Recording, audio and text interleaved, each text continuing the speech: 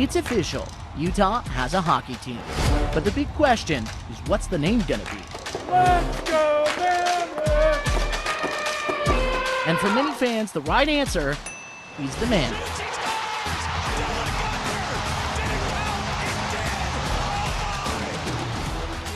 But what do mammoths have to do with Utah? As it turns out, it fits pretty well.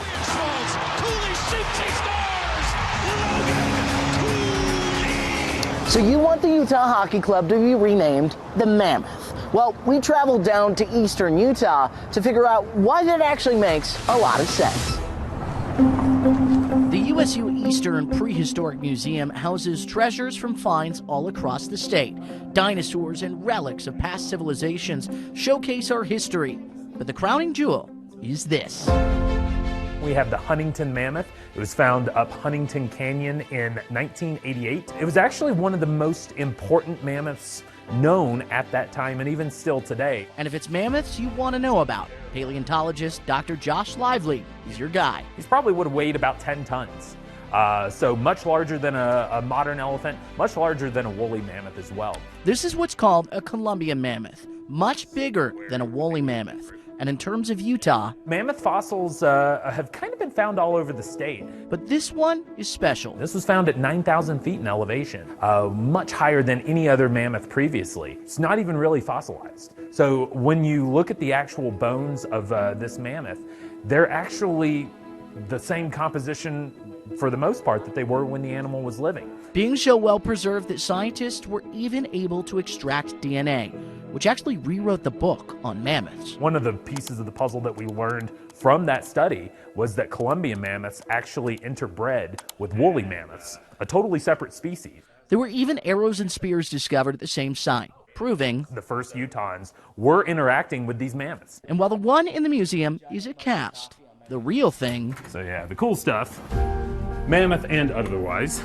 is back here. Is right across the street in their archives. The two pieces of the lower jaw of this particular mammoth. Heavy-ish, but not too bad for me to lift. Here is the femur, the leg bone. So hip socket on that side, knee closer to you. There's the humerus, the upper arm bone. And then we got to the cherry on top. But this is the cranium, so the main part of the skull of our Huntington mammoth. Wow. So we've got a little bit of the tusk still preserved there in life position.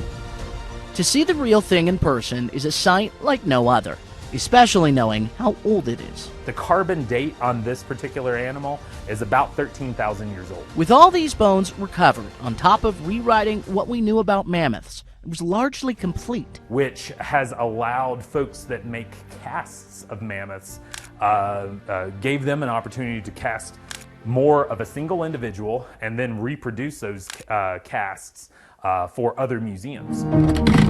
As a finale to our journey to find out more about mammoths in Utah, I followed Lively up to the site where this one was found at Huntington Reservoir. They were actually working on the dam right here behind us, and that was when the bulldozer operator hit the skull that we have in collections. And of course, he had to represent. So I am absolutely biased as a paleontologist. I would love to see mammoths represent our hockey team. The crazy thing is, there could be many more Utah mammoths out there. There's no doubt in my mind there are undiscovered mammoths right here in this area. And with mammoths across the state as a part of our history, that might make it the perfect mascot. Because it is something that is uniquely Utah and something that folks in our state should be really proud of.